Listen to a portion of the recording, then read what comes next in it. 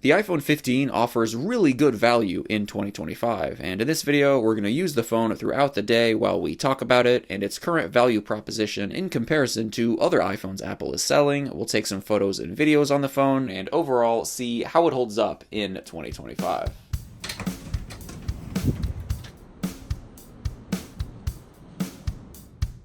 So the iPhone 15, only being one generation old, looks almost identical to the latest iPhone 16 and even the older iPhone 14. They all have 6.1-inch displays, flat aluminum sides, and glass backs. The iPhone 15's display is great. It features an OLED panel with a pixel density of 460 pixels per inch and can get up to 2000 nits peak brightness when outdoors and up to 1000 nits peak brightness in typical situations. The iPhone 15 here actually gets the exact same display specs as the latest iPhone 16, except for one difference, being the fact that the latest iPhone 16's display is able to get dimmer than the iPhone 15's display. The iPhone 16's display is able to go all the way down to 1 nit for when you're in the dark, but other than that, the screens are the same. In terms of refresh rate, of course, the iPhone 15 here being a standard tier non-Pro iPhone, it features a 60Hz display refresh rate. This is the same on the latest standard tier iPhone 16 and every other standard iPhone as well, meaning scrolling and animations won't look quite as smooth as they do on the Pro tier iPhones that have up to 120Hz display refresh rates. As much as it'd be nice to have 120Hz, 60Hz will do just fine for 99% of smartphone users. And guys, a big part of my workflow as of late has been taking and viewing notes on my iPad, and that's where today's sponsor, Paperlike, comes in. Paperlike's iPad screen protector gives you the stroke resistance of real paper when writing and drawing on your iPad with an Apple Pencil. Paperlike uses a micro bead technology called nanodots that gives the screen protector the texture of premium art paper. The Paperlike screen protector also almost entirely eliminates display glare, and there's no sacrifice in picture quality whatsoever either. Another nice perk of the Paperlike screen protector is that fingerprints and smudges are barely visible. The Paperlike screen protector is just 0.12 millimeters thin to offer precise input. In addition to it just feeling so much more natural and familiar to write on,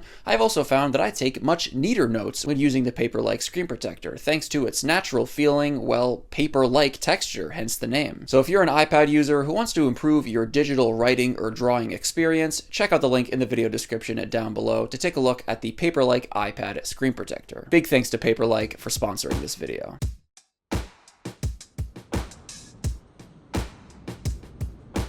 In terms of cameras, the iPhone 15 features a 48 megapixel main lens, a 12 megapixel ultra-wide lens, and a 12 megapixel front-facing lens. In terms of straight-up image quality for your photos and videos, you're pretty much getting the exact same top-tier quality as you'll get on the newest iPhone 16. The 48 megapixel main lens combined with Apple's image processing is pretty impressive. The 48 megapixel quality really shines through when you zoom in on a photo you've already taken. You can see in comparison to the iPhone 14 that has a 12 megapixel main lens, the iPhone 15 and 16 with the 48 megapixel main lens have noticeably more detail. And also thanks to the 48 megapixel main lens, the iPhone 15 and 16 have optical 2x zoom, where the older standard tier iPhones with 12 megapixel main lenses like the iPhone 14 and older only get digital 2x zoom that isn't as sharp. And speaking of zoom, the absolute maximum digital zoom for photos on the iPhone 15 and the iPhone 16 is 10 times, where on the older iPhone 14 it's 5 times. This higher maximum digital zoom available on the iPhone 15 here and on the iPhone 16 is also a result of the higher 48 megapixel main lens that they have. So it's nice that you get all the same zoom and quality benefits that this 48 megapixel main lens brings on the iPhone 15 here. So the main lens in the iPhone 15 here is quite powerful, and 0.5 times shots taken with the ultra wide lens look great, pretty much identical on all of these, and the same thing goes for the front facing photos as well. And something you do unfortunately miss out on with the iPhone 15 here is macro photography.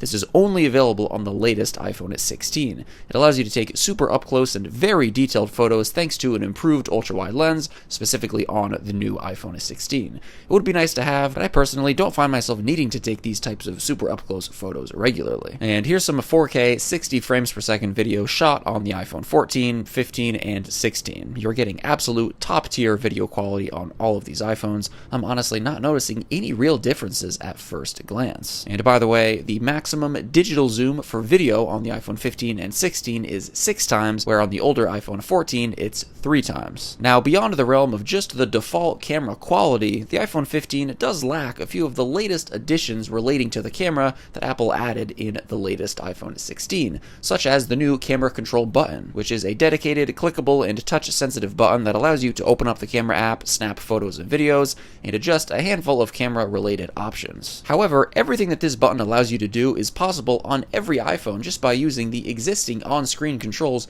we've had all along. And the iPhone 15 also misses out on Apple's latest generation of photographic styles that the latest iPhone 16 has, which gives you very granular control over the way your photos will look before and after taking them. However, you do get some control on the iPhone 15 with the first generation of photographic styles feature. It's just not quite as extensive as the latest generation photographic styles on the iPhone 16. But this is yet another feature that I personally rarely find myself needing. The iPhone 15 is powered by the A16 chip with 6 gigs of RAM. Since this is a pretty new Apple processor, it runs iOS 18 and all of its new features flawlessly and is very smooth and responsive in general, with plenty of headroom and longevity for several more years of usage, and at least 4 to 5 years of major iOS update support to come. And the iPhone 15 starts at $699 new from Apple, which is $100 cheaper than the newest iPhone 16, which starts at $799. So this being the case, you might ask, what real incentive would you have to go for the iPhone 16 over the iPhone 15? And honestly, it comes down to just a few differences. One of these differences that Apple's advertising quite a bit is Apple Intelligence support on the iPhone 16, which is a set of AI features like writing tools, image generation, an eraser tool for photos, a smarter Siri with ChatGPT integration, and more built right into iOS on the new iPhone 16. And while this is nice to have, you can access pretty much all of these same technologies through the use of third-party apps from the App Store, such as ChatGPT, Google Photos Magic Eraser tool, various AI image generator apps, and more on any iPhone like the iPhone 15 here. A lot of these apps, frankly, being more mature and advanced than Apple's versions of them in Apple Intelligence. So Apple Intelligence support in and of itself shouldn't drive you to get the iPhone 16 over the iPhone 15. The iPhone 15 here features the standard mute ringer switch on the left side, where the latest iPhone 16 features a customizable action button. It would be nice to have the action button on the iPhone 15, but it's not a deal breaker at all.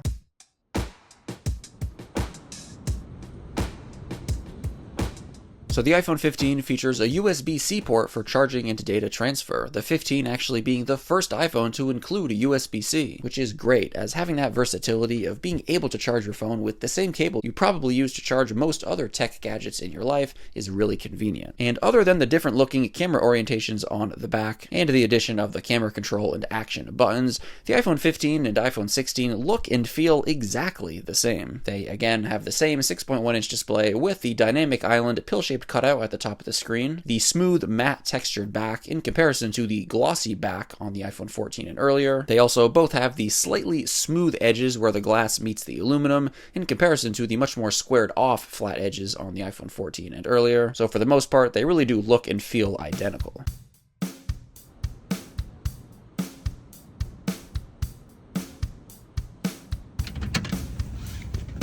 The iPhone 15 has a 3,349 mAh battery, which is a pretty similar capacity in comparison to the newer iPhone 16 and the older iPhone 14. There are steady, minor improvements in capacity year over year, of course, and also in power efficiency, so you can expect a bit better battery performance on the newest iPhone 16 in comparison to the 15, and a bit worse battery performance on the older iPhone 14 in comparison to the 15. But you'll get solid battery performance on all three of these iPhones. The iPhone 15 here will easily get you through a typical day of usage. As always though, battery performance will vary quite a bit depending on the condition of the battery in each specific iPhone 15, so results can vary quite a bit. But again, considering you have a battery that's in decent condition, expect solid battery performance on the iPhone 15. So guys, the iPhone 15 offers a very solid value in 2025 at $699, as it offers almost the exact same experience as the newest iPhone 16, which costs an extra $100 at $799. $499. Other than minor additions like the camera control button and the action button,